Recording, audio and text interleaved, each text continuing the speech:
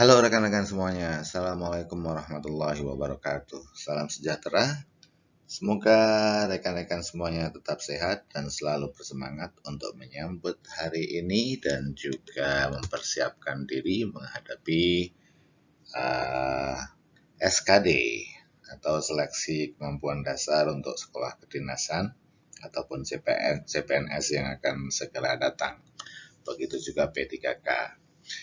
Dalam video kali ini, rekan-rekan saya akan menyajikan hasil dari field report pada tanggal 9 sampai 10 Juni yang kita lakukan di dua daerah, Banten dan Jakarta. Di Jakarta ada Poltekim kemarin yang ikut seleksi dan juga IPDN. Dan di Banten ada IPDN. Oke, rekan-rekan semuanya, mari kita langsung masuk. Fokus kepada soal-soal yang berhasil saya kumpulkan dalam video ini, soal TIU. Yang soal pertamanya adalah analogi. Soal pertama, biji titik 2 tunas sama dengan bunga titik 2 titik titik. Oke, rekan-rekan semuanya masih ingat ya bagaimana cara mengerjakan soal ini dengan cepat dan tepat. Taruhlah di dalam kalimat, misalnya cari hubungannya. Yang pertama ya, biji ya tumbuh menjadi tunas. Nah, jadi ini adalah hubungan urutan perkembangan dari biji menjadi tunas. Kemudian kalau bunga tumbuh menjadi bunga tumbuh menjadi buah. Jadi jawaban yang tepat adalah D, buah ya. Oke, soal nomor 2. Cahaya titik 2 gelap. Kemudian kita diminta atau Anda diminta untuk mencari pasangan kata yang memiliki persesuaian hubungan dengan cahaya dan gelap. Supaya jelas, mari kita taruh ke dalam kalimat dulu. Gelap adalah keadaan tanpa cahaya. Oke, jadi kira-kira yang mana yang tepat? Kita buat pekerjaan adalah keadaan tanpa pengangguran, salah. B, dengar adalah keadaan tanpa tuli, salah. C, bentuk adalah keadaan tanpa kepala, salah. Tunawisma adalah keadaan tanpa tempat tinggal. Oke. Jadi yang benar adalah delta. Begitu rekan-rekan cara mengerjakan soal analogi dengan cepat ya. Tapi tentunya Anda tidak harus menaruhnya di dalam kalimat satu persatu seperti tadi. Kalau sudah tahu kira-kira yang mana, oke, langsung aja tentukan. Berikutnya soal nomor 3 analogi masih ya. Sapi, susu, baterai, titik 2, titik titik. Oke, kita taruh di dalam kalimat ya. Sapi menghasilkan susu ya. Baterai menghasilkan listrik atau energi. Jadi jawaban yang tepat untuk soal nomor 3 ini, analogi ini adalah delta. Soal berikutnya nomor 4. Masih analogi, tapi ini sedikit berbeda karena analogi ini adalah analogi 3 kata.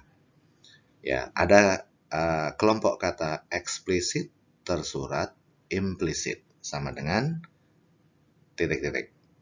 Oke, mari kita taruh ke dalam kalimat dulu ya. Apa hubungan dari kata eksplisit, tersurat, dan implisit? Ya, kita cari hubungannya, jenis hubungannya ya, kemudian kita taruh di dalam kalimat dengan jenis hubungan tersebut. Misalnya, eksplisit artinya tersurat, dan lawan kata eksplisit atau tersurat adalah implisit. Begitu. Cari A, B, C, D, atau E yang memiliki persesuaian hubungan dengan kelompok kata ini. Oke, yang paling mendekati adalah atau yang memiliki persesuaian hubungan adalah jawaban D, parsial, memihak, imparsial. Artinya apa? Parsial artinya memihak dan lawan katanya adalah imparsial. Untuk rekan-rekan semuanya ketahui ya, setiap peserta mendapatkan paket soal yang berbeda. Ada beberapa peserta yang mendapatkan soal tentang analogi ini hanya 3 soal, bahkan ada yang 2 soal. Tapi ada pula yang mendapatkan sampai 7 atau 8 soal. Jadi tergantung dengan paket soal yang Anda terima. Jadi ini tadi jawabnya adalah delta ya rekan-rekan sekalian. Oke, mari kita masuk ke soal berikutnya. Ya. Soal berikutnya nomor 5. Saya bacakan, ini tentang silogisme. Silogisme dilema ya, karena dia terdiri dari 3 premises ya. Premis pertama saya baca, jika kasus COVID-19 terus melonjak, itu P, maka rumah sakit umum daerah akan penuh. Itu Q. Kemudian premis keduanya, jika jumlah pasien terus bertambah, maka dibutuhkan rumah sakit darurat. Itu premis keduanya. Jadi PQRS. Kita lihat premis ketiganya, saat ini kasus COVID-19 terus meningkat atau jumlah pasien terus bertambah. Simpulan yang paling tepat adalah sebagai berikut. Ada A, B, C, D, dan E seperti yang rekan-rekan semuanya bisa baca. Tapi sebelum menjawab, saya akan mengajak kembali untuk mengingat rumus dari silogisme bentuk ini ya. Kita lihat rumusnya adalah premis satunya PQ ya, ini tadi P ya, jika kasus COVID-19 terus melonjak itu P, maka RSUD akan penuh sesak, itu Q. Kemudian premis 2-nya, jika jumlah pasien terus bertambah, itu R, maka dibutuhkan rumah sakit darurat, itu S. Oke.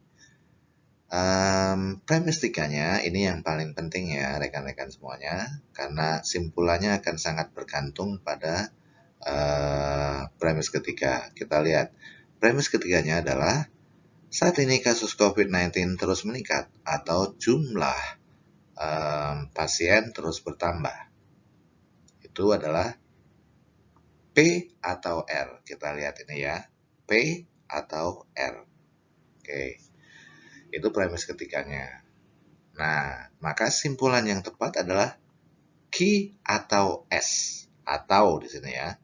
Ini tadi PR ya, premis ketiganya, dan simpulannya adalah QS, ini seperti yang ini ya, QS simpulannya, dan dia ada kata atau, jadi nggak usah dibaca lagi, kita lihat ya, dan di dalam simpulan untuk ini namanya dilema konstruktif ya, karena semuanya positif ya. Ada 3 bentuk dilema di dalam silogisme, ada dilema konstruktif, ada distraktif, dan ada dilema 2 arah. Untuk lebih jelasnya, kalau rekan-rekan belum paham atau belum nonton, bisa nonton video yang khusus membahas tentang silogisme ya. Oke, mari kita jawab soal ini ya. Kita lihat, pilihan A nggak bisa digunakan karena ada kata jika ya, maka. Jika maka. Jadi di dalam silogisme dilematis itu tidak boleh kita menggunakan kata jika maka di dalam kesimpulan. Dan juga kita juga tidak boleh menggunakan kata dan. Nah, oke. Jadi di sini A dan B, dan satu-satunya kemungkinan adalah menggunakan ini kayak simpulannya atau. Jadi langsung aja cari yang ada kata ataunya. Ya, yang ada kata atau adalah D. Nah, itu pasti ya rekan-rekan. Jadi kemarin ada salah satu rekan kita yang bertanya, apa pasti atau? Iya, betul, karena itu rumusnya. Premis 3-nya selalu P atau R, maka simpulannya adalah Q atau S. Jadi harus menggunakan kata atau. Cara cepatnya, cari aja pilihan jawaban yang Anda menggunakan kata atau. Nah, jawabannya adalah delta. Jelas ya rekan-rekan? Mari kita masuk ke soal berikutnya. Terdampak ganasnya COVID-19 atau COVID-19 dan perubahan tren belanja masyarakat, beberapa perusahaan retail gulung tikar. Direktur dan karyawan perusahaan retail X membuat kesepakatan sebagai berikut. Karyawan mengundurkan diri, itu P, ya, dengan diberi pesangon, ya, atau Q, perusahaan bangkrut dan tutup. Nah, ini namanya silogisme disjunktif, jadi salah satu. Misalnya, saya tidur atau makan. Kalau premis keduanya saya makan, berarti kesimpulannya saya tidak tidur. Nah, kalau ini karyawan mengundurkan diri dengan diberi pesangon atau perusahaan bangkrut dan tutup. Nah, premis keduanya ternyata perusahaan tutup. Maka simpulan yang tepat adalah ya, karyawan mengundurkan diri dengan diberi pesangon atau perusahaan bangkrut dan tutup. Nah, ternyata perusahaan bangkrut dan tutup. Maka kesimpulannya adalah karyawan tidak diberi pesangon atau perusahaan tidak memberi pesangon. Nah, jadi jawaban yang paling tepat di sini adalah Eko ya, rekan-rekan. Ya. Oke, soal berikutnya nomor 7. Ini sedikit lebih mudah. Ya, soal nomor 7, setiap hari Minggu Joko pergi berenang. Premis keduanya, Joko pergi berenang jika tidak sibuk belajar. Simpulan mana yang benar? Oke, kalau ada silogisme seperti ini ya, ini kita tinggal mencoret saja ya, misalnya ini ya. Apa yang sama? Yang sama itu adalah midterm di sini ya. Joko pergi berenang kita coret ya, oke. Kemudian Joko pergi berenang kita coret juga. Jadi simpulannya adalah apa? Setiap hari Minggu ya, Joko tidak sibuk belajar. Jadi jawaban yang tepat adalah C ya rekan-rekan semuanya. Oke. Soal berikutnya. Nomor 8. Soal nomor 8 kita sudah masuk ke deret angka. Ada beberapa soal tentang deret angka. Ya, kita lihat deret angka di sini. Kalau kita melihat angkanya ya, ini trennya menurun dari 6, 42, 421 itu menurun ya. Jadi kalau menurun itu ada dua kemungkinan. Antara dibagi ya, ada dua kemungkinan ya, antara dibagi atau dikurangi ya, kita lihat satu-satu ya. Ini ya yang apa ya, kita lihat ya, ini dari ini ternyata ada 3 baris. Kalau kita amatin baik-baik ya, ada 3 menuju ke 2 menuju ke 1. Ini deretnya apa polanya adalah dikurangi 1 ya. Berikutnya yang warna hitam ini 6 ya, yang harus kita isi adalah ini. Jadi 6 menuju ke 4 itu diapakan? Bisa menjadi 4 dikurang 2. Maka bilangan berikutnya itu harus 4 dikurang 2 sama dengan 2. Ya, oke. Jadi jawaban yang tepat untuk soal ini adalah Prabowo 2 dengan pola 6 dikurang 2 menjadi 4, 4 dikurang 2 menjadi 2. Berikutnya soal nomor 9 ya. Ini ada 1, 2, 6. Ini trennya naik ya, trennya naik. Nah, itu artinya kalau tidak ditambah ya dikali gitu. Mari kita lihatnya. Saya buat deretnya dulu. Nah, ternyata ini ya rekan-rekan. 1 ke 2 itu 1 kali 2 ya kan, dikalikan dari 1 ke 2. Kemudian 2 ke 6 itu ditambah 4. 6 ke 12 dikali 2, ini polanya pola kombinasi ya. 12 ke 16 ditambah 4. Jadi dari sini kita tahu polanya adalah kali 2 tambah 4, kali 2 tambah 4, kali 2 tambah 4, berikutnya kali 2. Kalau 36 dikali 2 berarti jawabnya adalah jawabnya adalah 72 Charlie. Oke. Soal berikutnya nomor 10.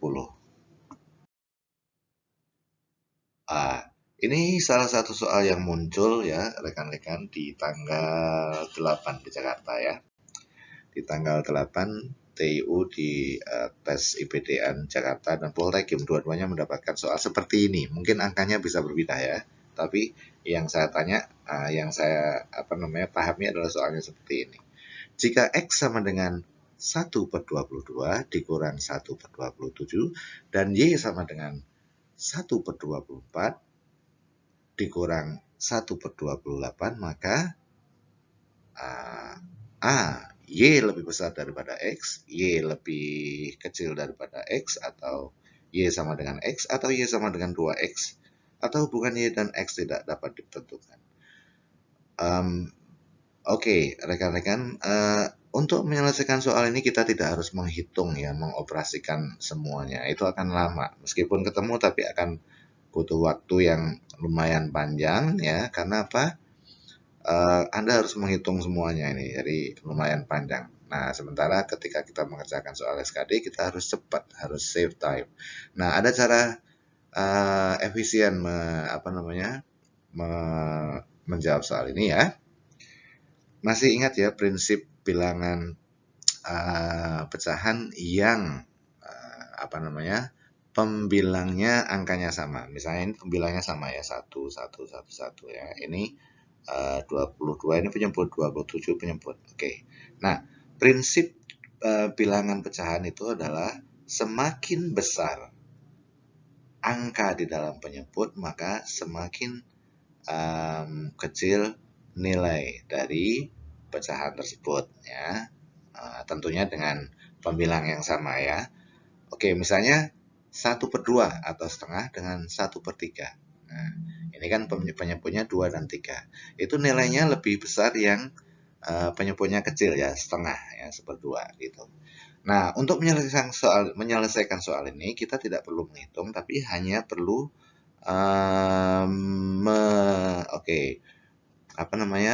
melihat bilangan yang dikurangkan. Di sini bilangan yang dikurangkan adalah 1/22, ini untuk X ya. Sementara Y, bilangan yang dikurangkan adalah 1/24. Artinya lebih besar mana? Lebih besar X ya, nilainya ya, nilainya lebih besar X 1/22. Atau artinya Y ini lebih kecil daripada X. Jadi jawaban yang tepat apa? Y lebih kecil daripada X. Begitu. Jadi nggak usah diselesaikan, dihitung, nggak perlu ya. Dilihat saja bilangan yang dikurangkan tadi, penyebutnya lebih besar mana ya. Kalau penyebutnya lebih besar, itu artinya nilainya lebih kecil. Jadi ini jawabannya adalah Y lebih kecil daripada X, atau X lebih besar daripada Y. Jelas ya? Berikutnya. Soal nomor 11. Oke, hasil penjumlahan dari 4/11 ditambah 4/11 ditambah 4/11. Oke, kita lihat ya berapa kali ini. 1, 2, 3, dan 4. Oke, berarti 4 kali 4/11. Atau kita tuliskan begini ya. 4 kali 4/11. Oke, 4 itu kan sama dengan 4/1 ya. Oke, 4/1 kali 4/11. Yang rekan-rekan harus ingat adalah bila bilangan berpangkat dikalikan, bila bilangan yang pangkal bilangannya atau bilangan pokoknya misalnya 4 dan 4 ini sama ya, dikalikan ya, maka operasinya ya tinggal menambahkan pangkat yang ada pada masing-masing bilangan tersebut. Jadi begini, 4/11 ditambah 1 berarti sama dengan 4/12. Jadi jawaban yang tepat adalah delta. Gitu ya. Ingat, operasi bilangan berpangkat itu bila bilangan pokoknya sama, maka kalau perkalian ya, itu bilangan pangkatnya ditambahkan. Jadi jawabannya adalah delta. Oke, soal berikutnya nomor 12. Oke. Nomor 9, maaf.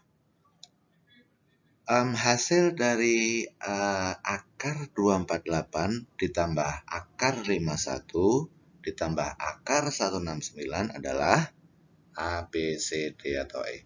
Oke, coba ya. Ini kita mengerjakan seperti ini dari belakang ya rekan-rekan. Ya. Ingat rumus operasi akar bilangan ya. Kalau sama-sama akar itu bisa ditambah ya bilangan yang ada di bawah tanda akar tersebut. Kita lihat ya. Oke. Jadi 248 ditambah 51 akar dari 169 itu berapa? 13. Ya kan? 13 kali 13 atau 13 pangkat 2 sama dengan 169. Nah, ini bisa dijumlah. 51 ditambah 13 sama dengan berapa? 64. Oke. Jadi 248 ditambah akar 64. 64 itu dari ini tadi 51 plus 13. 13-nya dari mana? Dari akar 169. Nah, sekarang kita tahu akar 64 itu berapa? Ya, gampang ya. Bilangan berapa yang bila dipangkatkan hasilnya 64? Kita lihat. Ya, 8 ya. Jadi 248 ditambah 8 sama dengan 256. Oke. Kemudian kita cari lagi akar 256 itu berapa? Akar 256 itu adalah 16 ya. 16 kali 16 sama dengan 256. Jadi jawaban yang tepat adalah A, 16. Oke, gampang kan? Kadang-kadang ketika kita nggak siap atau tidak pernah mempelajari soal seperti ini, ngelihat soalnya saja sudah pusing. Ya. Nah, sekarang mudah-mudahan latihan ini membantu Anda tidak pusing lagi, tidak grogi, sehingga Anda bisa dengan tenang menjawab soal kalau sampai soal ini keluar di tes set yang Anda dapatkan. Berikutnya nomor 10 ya. Oke, ini soal tentang analisis loh. Sejumlah 500 orang telah dikelompokkan berdasarkan berat badan dalam tabel berikut ini ya. Ini jumlahnya berapa tadi? 500 orang, ada 100, 100, 80. Oke. Dan ini adalah berat badan ya dari sejumlah orang ini. Maksudnya yang berat badannya 50 ada 100 orang yang berat badannya. Dari tabel ini kita lihat pertanyaannya. Kelompok dengan berat badan berapakah yang menyumbang berat badan paling besar terhadap berat badan 500 orang secara keseluruhan? Ya, tinggal sebetulnya gampang kita kalikan ini ya. Kelompok orang yang berberat badan 50 ada 100 orang, berarti 500. Yang berat 60 ada 100 orang, berarti 600 ya. Tinggal kalikan saja. Kalau kita kalikan hasilnya, yang paling tinggi adalah 80 kali 80, 64 ya. Kalau 70 kali 90 ini 63.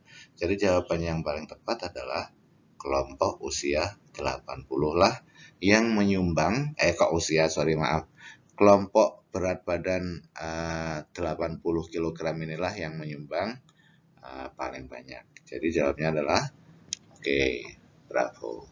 Soal nomor 11. Seorang guru membagikan buku untuk 5 siswa berprestasi sesuai dengan buku favorit mereka. Hanya tersedia satu buah buku untuk setiap jenis buku. Hanya tersedia satu buah untuk setiap jenis buku ya. Maaf. Berikut ini adalah jenis buku favorit setiap siswa. Tony menyukai kamus dan buku agama. Kita lihat. Tony menyukai kamus dan buku agama. Oke. Kemudian, Santi menyukai buku sains, kamus, dan agama. Dan sastra. Roni menyukai buku agama saja. Ini Roni hanya buku agama saja. Itu artinya apa? Buku agama itu sudah menjadi milik Roni. Ya kan? Buku agama itu sudah menjadi milik Roni. Oke. Kemudian tadi kalimat yang pertama apa? Tony menyukai kamus dan buku agama. Buku agamanya sudah diambil oleh Tony. Sudah diambil oleh Roni ini ya. Maka jawaban yang paling tepat, Anda bisa langsung menjawab soal ini. Berarti Tony tidak mendapatkan buku agama. Kenapa? Agama sudah diberikan kepada Roni yang tidak ada buku lain yang buat Roni. Maka alternatif terakhir buat si Tony adalah kamus. Jadi jawabannya adalah bravo ini ya. Ya, ini jawabannya adalah bravo. Oke, kamus ya ini ya. Mari kita lihat ke soal berikutnya. Ya, Di sebuah pasar swalayan tersisa 5 jenis buah. Ibu membelikan buah-buahan yang berbeda untuk 5 anaknya. Berikut ini buah-buahan yang disukai oleh setiap anak. Ani menyukai buah manggis, apel, jeruk, dan mangga. Artinya Ani bisa terima apa saja. Si kembar Aldo dan Aldi menyukai buah apel, mangga, dan manggis. Oke, ya. Kemudian Akila menyukai buah apel, manggis, jeruk, dan nangka. Si bungsu Farah ya menyukai buah manggis dan mangga. Buah yang harus diberikan kepada Akila. Nah, Akila tadi apa sukanya? Akila menyukai buah apel, manggis, jeruk, dan nangka. Oh, dia bisa semuanya ya. Apel, jeruk. Ya, ini sebetulnya Anda harus membuat skema ya. Oke. Kalau Anda buat skema, maka jawabnya di sini adalah nangka ya, buat skemanya. Oke. Saya tidak usah membuat skemanya ya. Rekan-rekan aja sendiri yang membuat skema. Oke. Berikutnya soal nomor 16 ya. Hasil dari 5 pangkat seperempat kali 125 pangkat 0,25 adalah, oke, kita lihat ya. Ya, 5 seperempat. Oke, ini 5 seperempat kita tuliskan dulu kali 125 pangkat 0,25. Ya, kita samakan dulu ininya, apa namanya, bilangan pokoknya ya. 125 itu bisa diubah menjadi 5. Pangkat berapa itu kira-kira? Pangkat 5 kali 5, 25 kali 5, 25. Berarti pangkat 3 ya. Oke, jadi ini. Kita notasikan menggunakan desimal ya. 5 pangkat seperempat itu sama juga dengan 5 pangkat 25. Dikalikan 5 pangkat 3 itu sama dengan 125 ya. Dipangkatkan 0,25. Ingat ya, kalau dipangkatkan seperti ini berarti 3 dikeluarkan dikalikan 0,25. Seperti ini ya. Jadi apa? 5,025 kali 5 pangkat 3 kali 0,25. 0,25 kali 3 berapa? 0,75. Ya. Kalau 5 pangkat 0,25 kali 5 pangkat 0,75 hasilnya adalah 5 pangkat 1. 5 pangkat 1 itu sama dengan 5. Ya, jadi jawaban yang tepat adalah bravo. Oke, berikutnya. Oke, berikutnya akan saya buatkan lagi untuk video TKP dan TWK ya. Jadi untuk TIU sementara itu dulu, semoga bermanfaat untuk rekan-rekan semuanya. Terima kasih sudah menonton.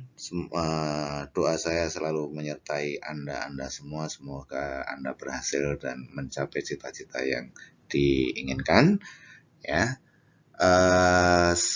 Sebelum menutup, mohon untuk klik like, subscribe, dan share kepada teman yang lain. Terima kasih.